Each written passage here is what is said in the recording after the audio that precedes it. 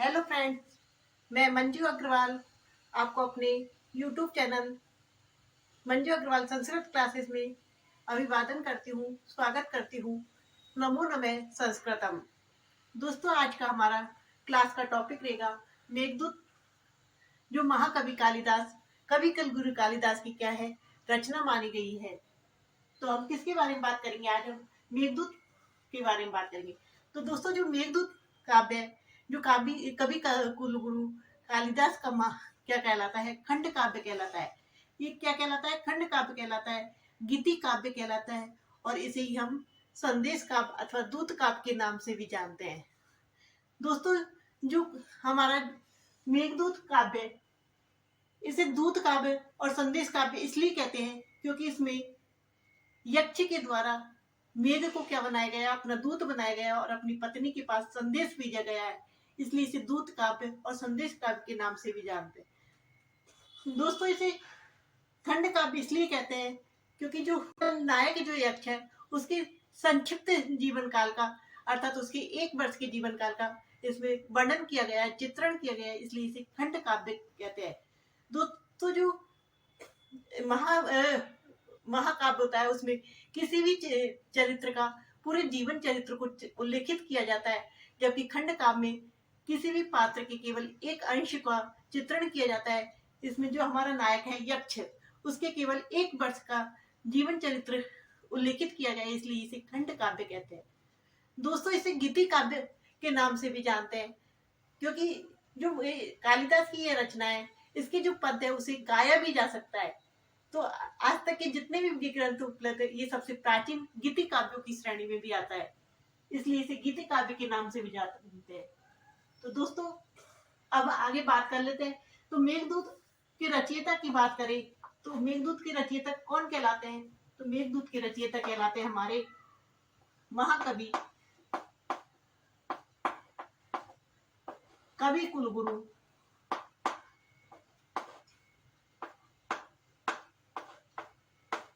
कवि कुलगुरु कालिदास। क्या कहलाते हैं? कवि कुलगुरु कालिदास।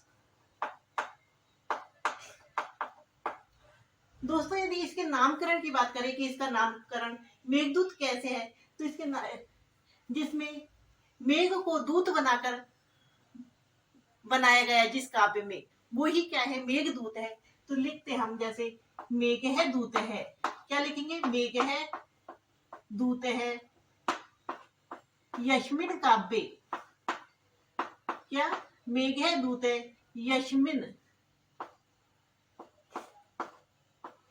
यश्मिन काव्य तत् मेघदूतम। अर्थात मेघ दूत है, जिसमें मेघ क्या है? दूत है। यश्मिन काव्य, जिस काव्य में, तटन वह क्या है? मेघदूत है। क्या है? मेघदूतम। तो इसमें यदि हम समास की बात करें तो कौन सा समास हो गया इसमें? इसमें हो गया हमारा बहुब्री समास। कौन सा समास हो गया? बहुब्री समास।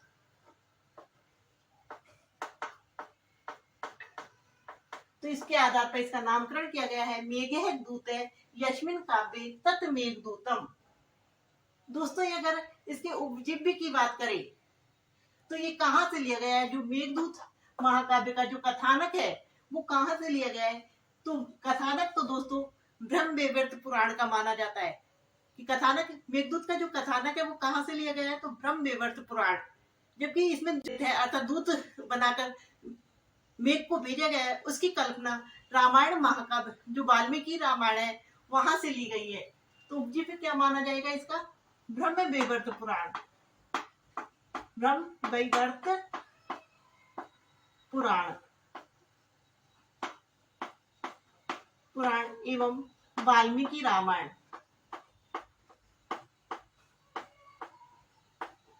वाल्मीकि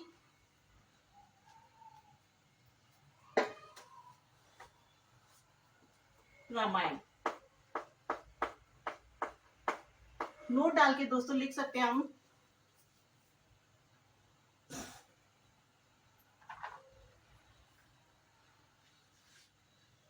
नोट डाल के लिख सकते हैं कि ब्रह्म वैवर्त पुराण से तो क्या लिया गया है, इस मेघदूत महाकाव्य का कथानक लिया गया है। क्या लिया गया है? कथानक लिया गया है। और जो वाल्मीकि रामायण से है वहां से दूत की कल्पना की गई है। क्या की गई है? जो दूत बनाकर भेजा गया है उसकी कल्पना कहाँ से ली गई है? महाकवि कालिदास ने उसकी कल्पना कहाँ से की है? तो उन्होंने की है वाल्मीकि रामायण से। तो नोट लगा के आप ये बातें हम लिख सकते हैं। दोस्तों, यदि काव्य के प्रकार की बात करें तो ये काव्य का कौन सा प्रकार कहलाता है? तो ये खंड काव्य कहलाता है। क्या कहलाता है?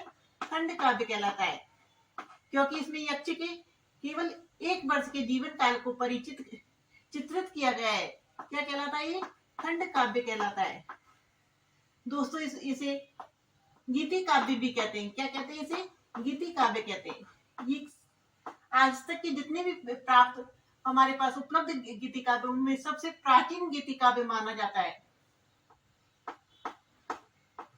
क्योंकि इसे गाया भी जा सकता है। इसके पद्य को क्या है? गेयात्मक है, गाया जा सकता है। इसे संदूत काव्य कहते हैं, क्योंकि इसमें यक्ष के द्वारा मेघ को दूत बनाकर अपना संदेश भेजा है, और इसे संदेश काव्य भी कहते हैं।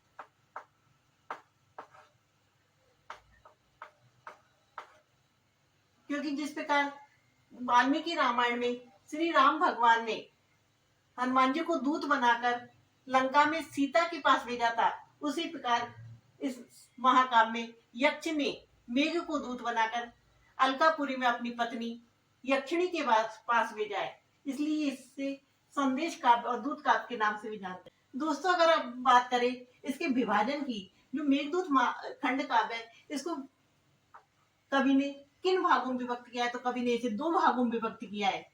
ये जो खंड काव्य कितने भागों में विभक्त है? तो 2 भागों में विभक्त है। जो महाकाव्य होता है वो सर्गों में विभक्त होता है। जो नाटक प्रकरण होते हैं वो अंकों में विभक्त होती है, जबकि जो गद्य होते हैं वो किसमें विभक्त होते हैं? वो तो निश्वासों और उच्छ्वासों में विभक्त होती है। जबकि ये खंड काव्य कितने भागों में विभक्त है? तो ये 2 भागों में विभक्त है। प्रथम तो क्या है? पूर्व मेघ। पूर्व मेघ। और दूसरा भाग क्या है? उत्तर मेघ। प्रथम भाग का नाम है पूर्व मेघ और दूसरे भाग का नाम है उत्तर मेघ। दोस्तों, जो पूर्व मेघ है इसमें जो यक्ष है उसने मेघ को रामगिरी पर्वत से अलकापुरी तक का क्या बताया? मार्ग बताया है कि किस मार्ग से तुम अलकापुरी जाना। तो उस मार्ग का वर्णन पूर्व मेघ में है, जबकि उत्तर मेघ में अपनी विरह दशा और यक्षिणी की विरह दशा का चित्रण उत्तर मेघ में किया है। दोस्तों, जो पूर्व मेघ है उसमें यदि पद्य की बात करें तो इसमें कितने पद है? इसमें 63 पद्य है। मतलब पूर्व मेघ में कितने श्लोकों का संकलन है? तो 63 श्लोक है। और जब उत्तर मेघ में की बात करें तो इसमें 52 श्लोक है। पूर्व मेघ और उत्तर मेघ 2 भागों में विभक्त है। यदि दोस्तों मंगलाचरण की बात करें तो इसके मंगलाचरण कौन सा है? कैसा है इसका मंगलाचरण? वस्तु निर्देशात्मक। कैसा मंगलाचरण है इसका? वस्तु निर्देशात्मक। इस मंगलाचरण के श्लोक को हम लिख लेते हैं। जैसे सबसे पहले, कश्चित कांता विरह गुरुणा। कश्चित कांता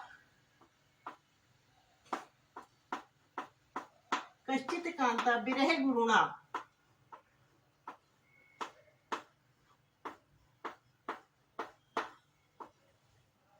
स्वाधिकारात प्रमत्त। दोस्तों, जो मंगलाचरण का श्लोक है वो क्या है?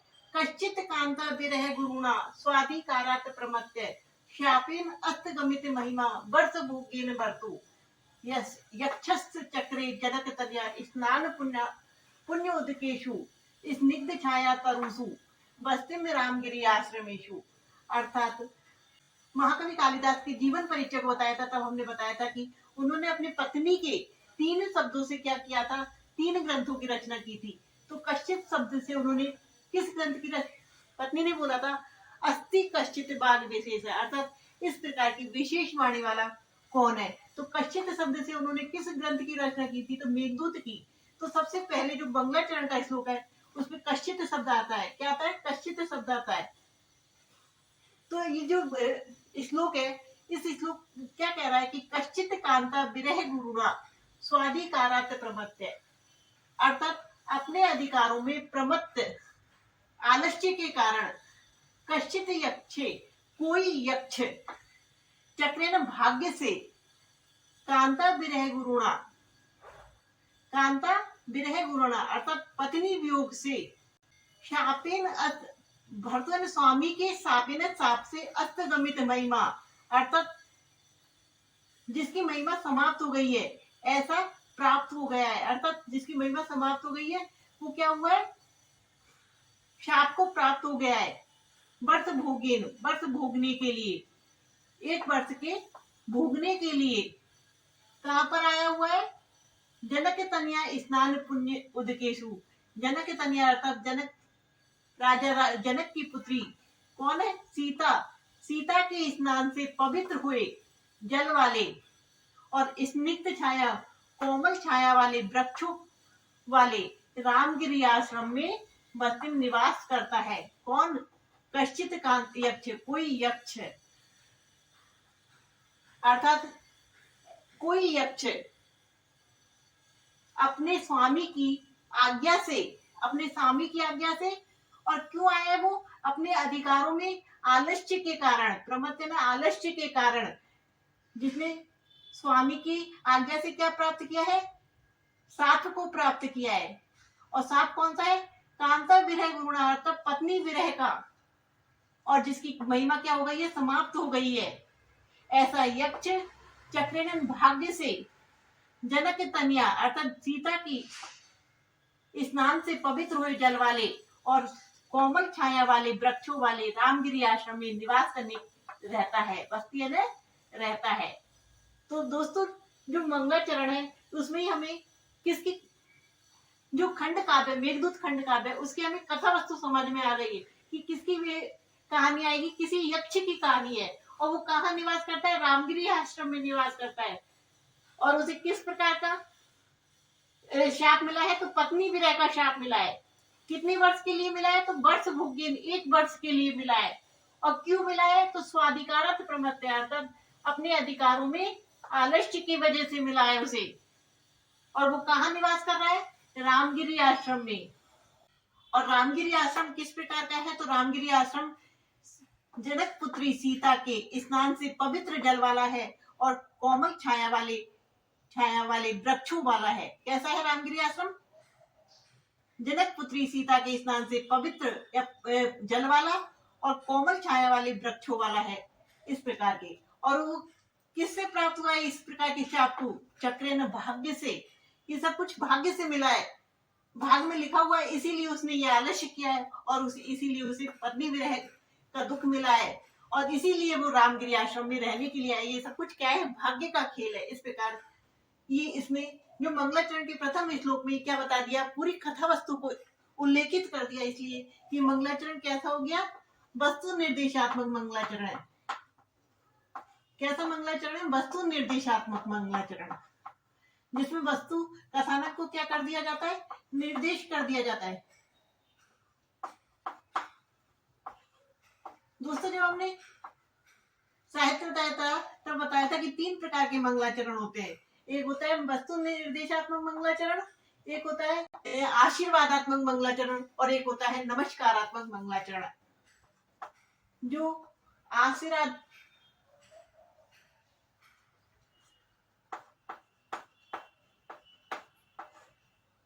मंगलाचरण, वस्तु निर्देशात्मक मंगलाचरण। दोस्तों जो मंगलाचरण में इसी से देखो कितने सारे क्वेश्चन सॉल्व हो रहे कि उसे जो यक्ष है उसे शाप किस वजह से मिला था, आपसे पूछे कि के कारणात, यक्ष शापेन के कारणात, तो स्वाधिकारात् प्रमत्त है। क्या आएगा, स्वाधिकारात् प्रमत्त है। और किसने दिया था, तो भर्तृ ने, स्वामी ने दिया था। और स्वामी कौन था उसका, कुबेर उसके स्वामी थे। अलकापुरी के राजा कुबेर उसके क्या थे, स्वामी थे। और वो कहां पर निवास कर रहा है अभी वर्तमान में, शाप की अवधि को समाप्त करने के लिए कहां पर रह रहा है, तो रामगिरी आश्रम में रह रहा है। दोस्तों अगर नायक की बात करें, हम मेघदूत खंड काव्य के नायक की बात करें, तो ये इसके नायक कौन है, तो इसके नायक है हमारे यक्ष, जो क्या है, जो अपने स्वामी के आदेश से शाप को भोग रहे हैं और शाप को समाप्त करने के लिए कहाँ निवास कर रहे हैं, तो रामगिरी आश्रम में। और ये रामगिरी आश्रम कहाँ पर है, तो चित्रकूट पर्वत पर है। कहाँ पर है, चित्रकूट पर्वत पर है। तो यक्ष है, और इस यक्ष का क्या नाम है, यक्ष का नाम मिलता है हेममाली। क्या नाम मिलता है, हेममाली। और ये कहाँ मिलता है, तो ये नाम मिलता है हमें ब्रह्मवैवर्त पुराण के अनुसार। ब्रह्मवैवर्त पुराण के अनुसार इसका नाम क्या है, हेममाली है।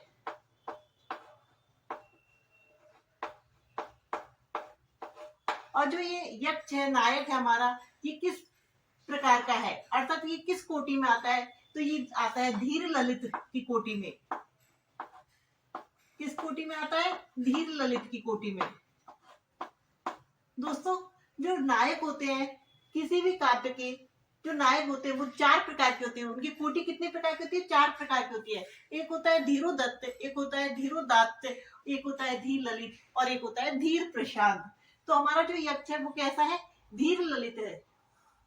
धीरोदत्त सबसे उच्च कोटि का होता है, जिसमें नायक को अपनी प्रशंसा की क्या नहीं होती, जरूरत नहीं होती, अर्थात जो आत्म प्रशंसा का भूखा नहीं होता, वो तो होता है धीरोदात्त।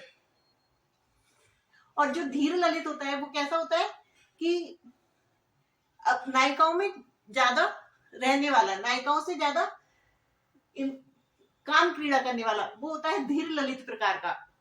तो हमारा यक्ष कैसा है, धीर ललित कोटि का नायक है। कैसी कोटि का नायक है, धीर ललित कोटि का।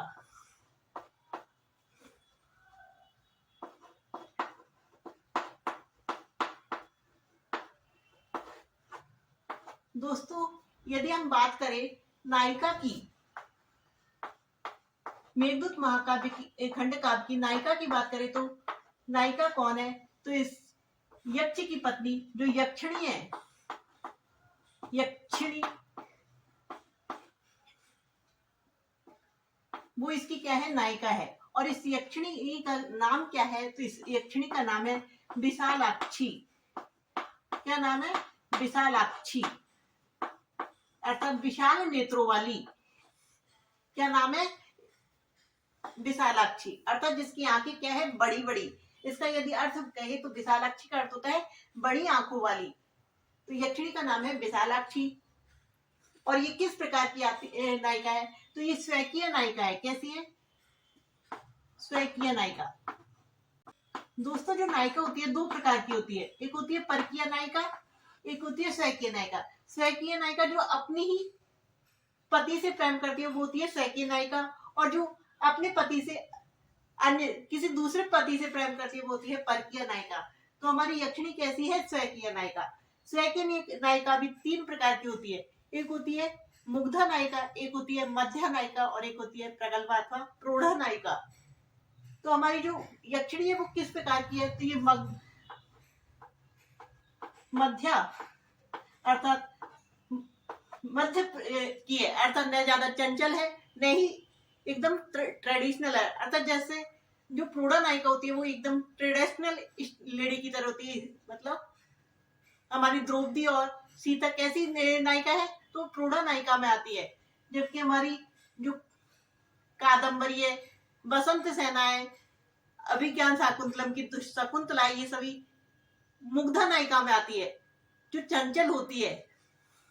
वो सब कैसी होती है, मुग्धा नायिका में आती है। लेकिन हमारी यक्षिणी कैसी है, न ज्यादा चंचल है और न ही ज्यादा संस्कारित, वैसी है, ट्रेडिशनल टाइप की है। तो वो कैसी हो गई, ये मध्य प्रकार की नायिका हो गई।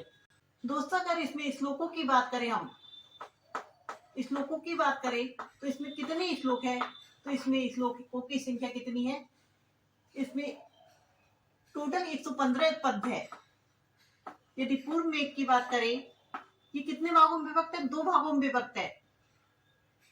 एक पूर्व मेघ में कितने हैं, पूर्व मेघ में है अपने 63 पद है,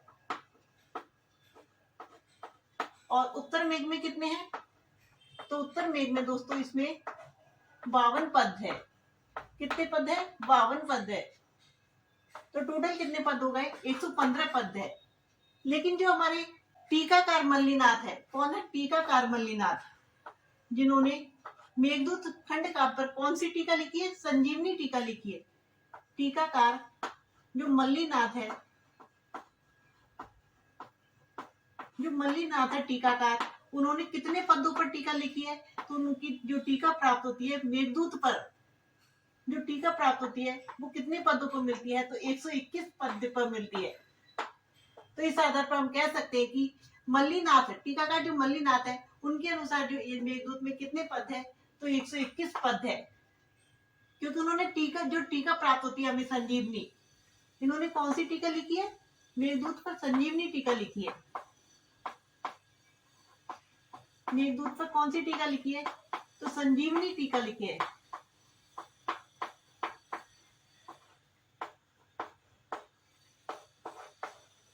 और इसलिए इन्होंने कितने पद पर लिखी? 121 पद पर। लेकिन बाद में इन्होंने कहा है कि जो 6 पद है वो कैसे माने? इन्होंने 6 पदों को प्रक्षिप्त माना है। कैसे माना है? प्रक्षिप्त, प्रक्षिप्त माना है। अर्थात प्रक्षिप्त किसे कहते हैं? प्रक्षिप्त पद होते हैं जिन्हें बाद में जोड़ा गया है। अर्थात मल्लीनाथ जी ने भी माना है कि ये जो 6 पद है वो कैसे है? प्रक्षिप्त है, अर्थात इन्हें बाद में जोड़े गए हैं, ये मूल कृति में नहीं है। अर्थात महाकवि कालिदास की मूल कृति में ये 6 पद नहीं है, ऐसा इन्होंने माना।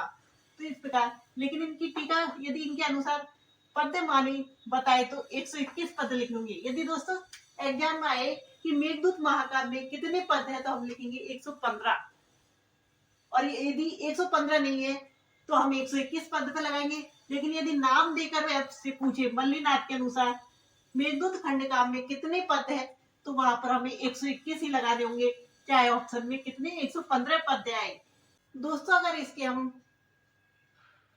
रस की बात करें, इस मेघदूत खंड काव्य में कौन सा रस है? तो महाकवि जो कालिदास है उन्हें कविता कामनिका विलास कहा जाता है। क्या कहा जाता है? उनकी एक उपाधि है कविता कामनिका विलास। अर्थात उनकी सभी रचना में हमें श्रृंगार रस की प्राप्त होता है। तो हमारा जो मेघदूत महाकाव्य है उसमें भी कौन सा रस प्राप्त हुआ है? हमें श्रृंगार रस प्राप्त हुआ है। और जो श्रृंगार रस होता है वो 2 प्रकार का होता है। कैसा होता है? 2 प्रकार का होता है। एक तो होता है सहयोग श्रृंगार, जिसमें नायक और नायिका का मिलन होता है, उसे कहते हैं, उसका चित्रण होता है, उसे कहते हैं सहयोग श्रृंगार। लेकिन जिसमें नायक और नायिका अलग अलग रहते हैं वहां पर होता है वियोग श्रृंगार। तो यहाँ पर यक्ष कहाँ रह रहा है? रामगिरी आश्रम में, और उसकी पत्नी यक्षिणी कहाँ रह रही है? अलकापुरी में। इसलिए यहाँ पर कौन सा श्रृंगार रस का प्रयोग किया गया है? तो वियोग श्रृंगार का प्रयोग किया गया है। कौन से श्रृंगार को? वियोग श्रृंगार। यदि वियोग श्रृंगार का ही दूसरा नाम कहे ऑप्शन में आए तो इसे ही हम क्या कहते हैं? विप्रलंब श्रृंगार के नाम से भी जानते हैं, विप्रलंब श्रृंगार रस।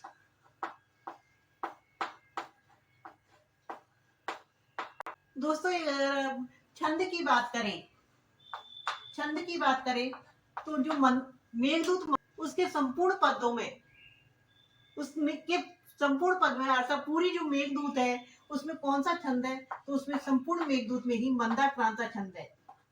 मंदा क्रांता कौन सा छंद है?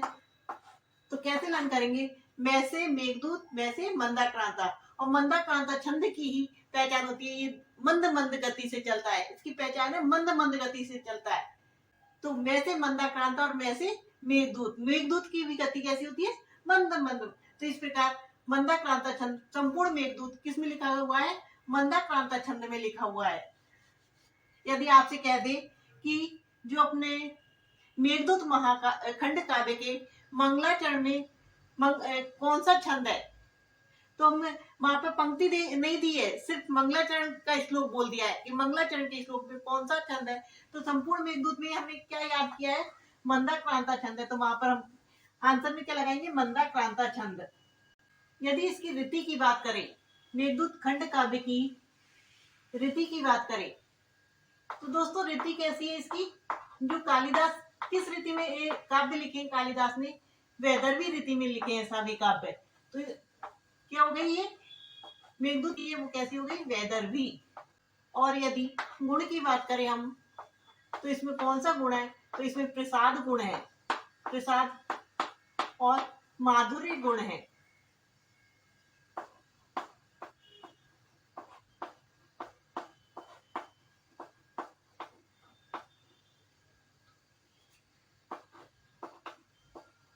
कौन सा गुण है? प्रसाद और माधुर्य गुण है। यदि इसकी टीका की बात करें तो इसमें टीका कौन सी लिखी है? इसमें टीका कौन है? तो इसमें टीकाकार मल्लीनाथ की संजीवनी टीका प्राप्त होती है। मल्लीनाथ की कौन सी टीका प्राप्त होती है? संजीवनी टीका। और इस संजीवनी टीका को कैसे याद रखना है हमें? जिस प्रकार संजीवनी बूटी से लक्ष्मण जी में को जीवन मिला था, तो उसी प्रकार हम याद कर सकते हैं कि यक्ष क्या था? शाप की वजह से क्या हो रहा था? उसे दुख प्राप्त था, तो संजीवनी टीका से उसे क्या मिल गया? अमृत की प्राप्ति हो गई एक तरह से। एक विद्वान आते हैं मैक्स मूलर। मैक्स मूलर ने मल्लीनाथ की तो हमें कौन सी टीका प्राप्त होती है? संजीवनी टीका मिलती है। लेकिन एक विद्वान है मैक्स मूलर। कौन है? Max Muller. मैक्स मूलर ने कौन सी भाषा में? तो जर्मन भाषा में। जर्मन भाषा में क्या किया है इन्होंने? पद्य अनुवाद किया है। अर्थात पद्यों को किस भाषा में लिखा उन्होंने? जर्मन भाषा में लिखा है। जो संस्कृत भाषा में लिखी हुई है उसको किस भाषा में लिखा है? मैक्स मूलर ने जर्मन भाषा में लिखा है। क्या किया उन्होंने? पद्य अनुवाद किया है।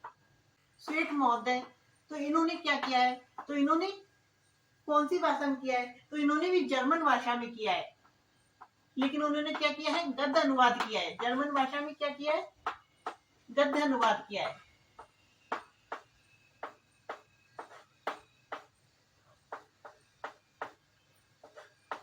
जिस प्रकार हमारी संस्कृत को गद्य और पद्य दोनों भाषाओं में लिखा जाता है, गद्य पद्य कोई भी भाषा को गद्य और पद्य दोनों भाषाओं में लिखा जाता है, उसी प्रकार मैक्स मूलर ने तो जर्मन भाषा में क्या लिखा है? उसे पद्य में लिखा है, जबकि स्वेट्स महोदय ने जर्मन भाषा में उसे गद्य में लिखा है। तो मल्लीनाथ ने तो इस मेघदूत महाकाव्य पर, मेघदूत खंड काव्य पर संजीवनी टीका लिखी है। मैक्स मूलर जो विद्वान है उन्होंने जर्मन भाषा में पद्य अनुवाद किया है, जबकि स्वेट्स महोदय ने जर्मन भाषा में गद्य अनुवाद किया है। जबकि हमारे आर्थर राइडर, एचत्र जीरो और विल्सन महोदय ने अंग्रेजी भाषा में क्या किया है? पद्य अनुवाद किया है। यदि हम हिंदी भाषा की बात करें तो मेघदूत पर 6 पद्य अनुवाद हो चुके हैं। हिंदी भाषा की बात करें, नोट डालकर लिख सकते हैं हम। हिंदी भाषा की बात करें, हिंदी भाषा में इस पर कितने पद्य अनुवाद हो चुके हैं? तो 6 पद्य अनुवाद हो चुके हैं। 6 पद्यानुवाद किया जा चुका है।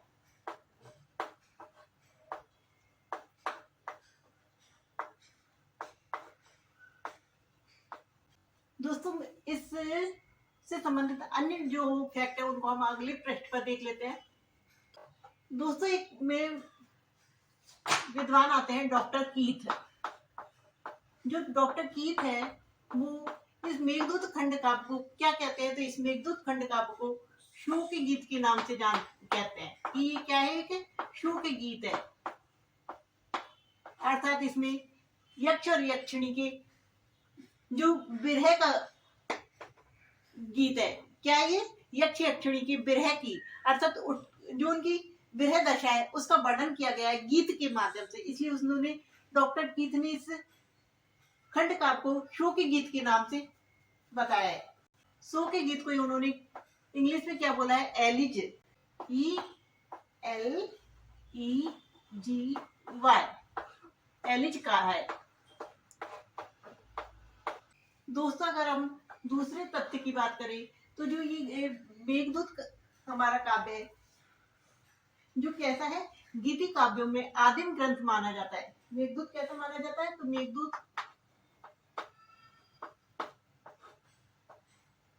गीति काव्यों का आदिम ग्रंथ है। कैसा है? गीति काव्यों का, हमने आपको पहले बताया था कि जो इतने भी आज तक के जो गीति काव्य प्राप्त हुए हैं, उन सभी गीति काव्यों में ये सबसे प्राचीन गीति काव्य माना गया है, आदिम ग्रंथ माना गया है, गीति काव्यों का आदिम ग्रंथ माना है, अर्थात सबसे प्राचीन है।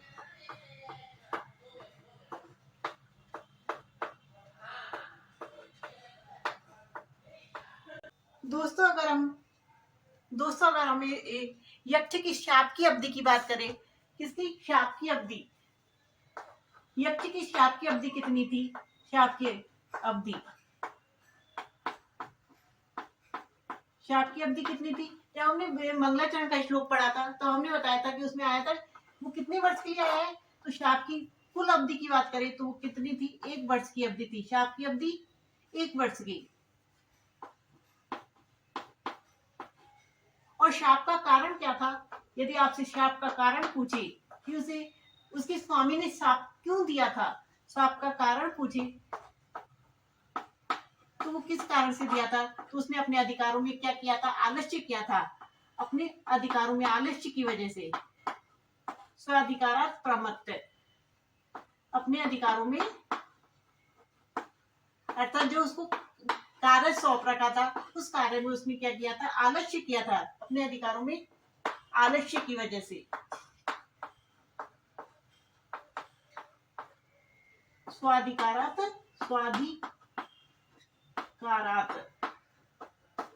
प्रमत्त, ये उसके क्या है? शाप का कारण है। और यदि आपसे पूछे कि शाप की अवधि में उसकी, जब वो मेघदूत के प्रथम श्लोक में जो बताया गया है कि शाप की कितनी अवधि समाप्त हो चुकी है और कितनी अवधि शेष बची है, तो शाप की अब कितनी अवधि शेष बची है? शाप की शेष अवधि कितनी बची है? आपसे पूछे शेष अवधि कितनी बची है तो क्या बताएंगे हम?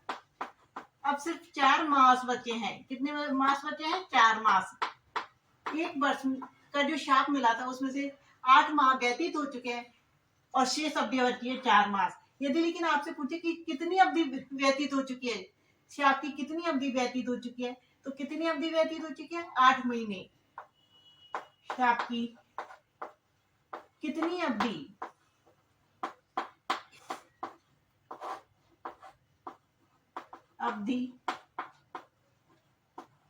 समाप्त हो चुकी है? तो कितनी अवधि समाप्त हो चुकी है? तो ये 8 महीने। दोस्तों जब एग्जाम में हम बैठते हैं और जल्दबाजी में क्वेश्चन को पूरा नहीं पढ़ते तो वहां पर हमारे इस तरह की मिस्टेक हो जाती है। यदि आपसे पूछे शेष कितनी अवधि बची है तो 4 मास आएगा, और कितनी अवधि समाप्त हो चुकी है? 8 मास आएगा, और टोटल कितनी अवधि थी शाप की? तो 1 वर्ष थी। इस प्रकार। और शाप अवधि में जो यक्ष का शाप के समय यक्ष का स्थान कहाँ था? यक्ष ने अपने स्थान कहाँ बनाया था? यक्ष ने अपना निवास स्थान कहाँ बनाया था? यक्ष ने अपना निवास स्थान कहाँ पर बनाया था? तो उसने अपना निवास स्थान कहाँ पर बनाया था? रामगिरी आश्रम में। कहाँ पर? रामगिरी आश्रम में। और ये रामगिरी आश्रम कहाँ पर था? तो ये चित्रकूट पर्वत पर जहाँ पर राम वनवास के समय राम, सीता और लक्ष्मण जी गए थे। तभी तो उस पे आया है कि रामगिरी, जो सीता की स्नान से पवित्र हुए जल वाला आश्रम कैसा है? जनक नंदिनी सीता के स्नान से पवित्र जल वाला, तो रामगिरी आश्रम में। तो यक्ष का स्वामी कौन था? तो यक्ष का स्वामी था कुबेर। यक्ष का स्वामी की बात करें हम तो यक्ष का स्वामी कौन था? कुबेर। और ये कुबेर कहाँ का राजा था? तो कुबेर राजा था, अलकापुरी का राजा था। तो इसे क्या कहते थे? कुबेर अलकापति भी कहते थे इसे, अलकापति, क्योंकि इसकी नगरी का नाम क्या था? अलकापुरी इसकी नगरी का नाम था। अर्थात कुबेर की राजधानी पूछे तो कुबेर की राजधानी थी, अर्थात कुबेर का राज्य कहां पर था? अलकापुरी में। अलकापुरी में, इसीलिए उसे क्या कहते थे? अलकापति भी कहते थे। कुबेर को क्या कहते थे? अलकापति, अर्थात उसकी राजधानी क्या थी? और उसको शाप किस कारण से मिला था? आलस्य के कारण मिला था। दोस्तों, उसने आलस्य क्या किया था कि जो उसका स्वामी था भगवान की आराधना करता था, सुबह जल्दी ही क्या करता था? भगवान की आराधना करता था, और उस आराधना के लिए पुष्प लाने का कार्य उसने किसको सौंप रखा था? तो यक्ष को दिया हुआ था। जो पुष्प पहुंचाने का कार्य कौन करता था? कुबेर जब सुबह जो भगवान की आराधना करता था तो उसके लिए पुष्प पहुंचाने का कार्य यक्ष करता था। क्या करता था? यक्ष पुष्प लाता था सुबह जल्दी ही। लेकिन यक्ष की क्या हुई थी? नवीन शादी हुई थी, नई नई शादी हुई थी, और इसलिए उसने अपनी पत्नी प्रेम के कारण उन पुष्पों को क्या है, शाम को ही तोड़ के लाने लगा। क्या करके लाना लगा? शाम को ही तोड़ के लाने लगा, और उन पुष्पों को सुबह पहुंचा देता था। लेकिन तोड़ के कब लाता था? वो ध्यान से शाम को ही लेके लाने लगा। एक दिन जब कुबेर पूजा कर रहे थे, तो उसमें से पुष्पों में से क्या निकला था? भंवरा निकला। तो रात में जब पुष्प बंद हो जाते हैं तो उसमें भंवरा बंद हो गया, और जब पुष्प खुले सुबह तो भंवरा उसमें से निकला। तो कुबेर क्या समझ गया था कि पुष्प रात के तोड़े हुए हैं, और सुबह नहीं निकाले, सुबह नहीं तोड़े। कब तोड़े हुए हैं? रात के तोड़े। इसलिए कुबेर ने जो यक्ष है उसको क्या दिया कि जिस पत्नी की वजह से, जिस पत्नी प्रेम की वजह से तुमने अपने कार्य में क्या किया है? आलस्य किया है, उस पत्नी से तुम 1 वर्ष के लिए अलग रहोगे। इस प्रकार से उन्होंने शाप दिया। और वो कुबेर के लिए कौन से पुष्प लेके आता था? तो वो कुबेर के लिए सिरिस के पुष्प लाता था। पुष्प कौन से लेके आता था? तो पुष्प लेके आता था सिरिस के पुष्प। पूजा के लिए जो पुष्प लाते थे वो तो किसके पुष्प थे? सिरिस के पुष्प। पूजा के पुष्प डाल के लिख सकते हैं हम। जो पुष्प लाने का कार्य करता था, अगली बातों को हम अगले पेज पर देख लेते हैं। अब मेघ को जो यक्ष है उसको 1 वर्ष का शाप मिला, और वो कहां पर रहने आ गया? रामगिरी आश्रम में। और उसकी शाप की 8 माह व्यतीत हो गए हैं, और 4 मास अभी शेष बचे हुए हैं। अब आषाढ़ मास का प्रथम दिन है, अर्थात वर्षा ऋतु प्रारंभ हो गई है। क्या हो गई है? वर्षा ऋतु प्रारंभ हो गई है। आषाढ़ मास का प्रथम दिन आ गया। अब वो रामगिरी आश्रम में अकेला रह रहा है, तो अचानक उसे क्या दिखाई दिए? वहां पर पर्वतों पर बादल दिखाई दिए। तो उसने बादलों को अपना, मेघों को क्या बनाया कि इन मेघों के माध्यम से मैं अपनी पत्नी को क्या भेज दूं? संदेश भेज दूं। इस प्रकार उन्होंने संदेश भेजने के लिए मेघों को क्या किया? चुना। मेघों को क्या किया? उन्होंने चुना। मेघों से दिखाई दिया आषाढ़ के प्रथम मास, आषाढ़ मास के प्रथम दिन, प्रतिपदा के दिन, आषाढ़ मास के प्रथम दिन,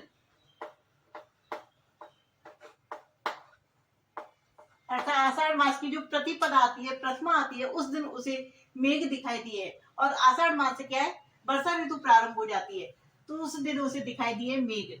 तो मेघ के दिखाई देने पर उन्होंने अपना संदेश कथन दिया था। आपसे एग्जाम में पूछे जाए कि मेघ ने अपना संदेश कथन, सॉरी यक्ष ने जो अपना संदेश कथन दिया था मेघ को, वो किस दिन दिया था? तो आषाढ़ मास के प्रथम दिन। तो मेघ की जो किस से बना हुआ था? मेघ का जो सम्मिलित रूप था वो किस से बना हुआ था? धूम ज्योति सलिल मरुता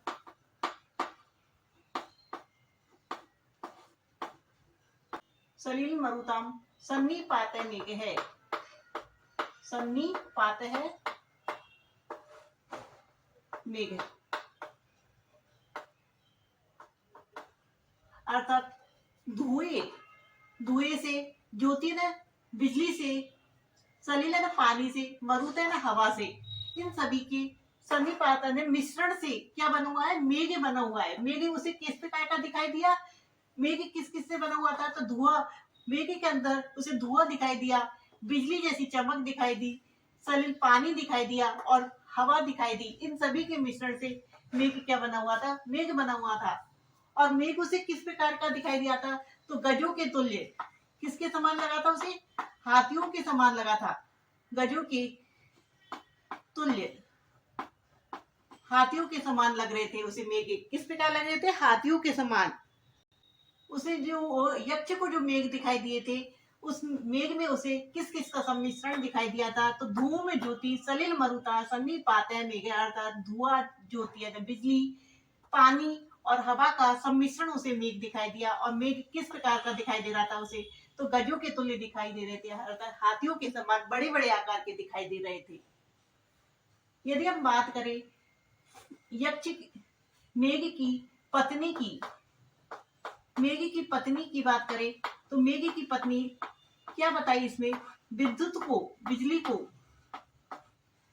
विद्युत है ना जो बिजली है उसे क्या बताया था? मेघ की पत्नी बताई है। मेघ की पत्नी बताई है, किसे बताई है? तो विद्युत को मेघ की पत्नी बताई है।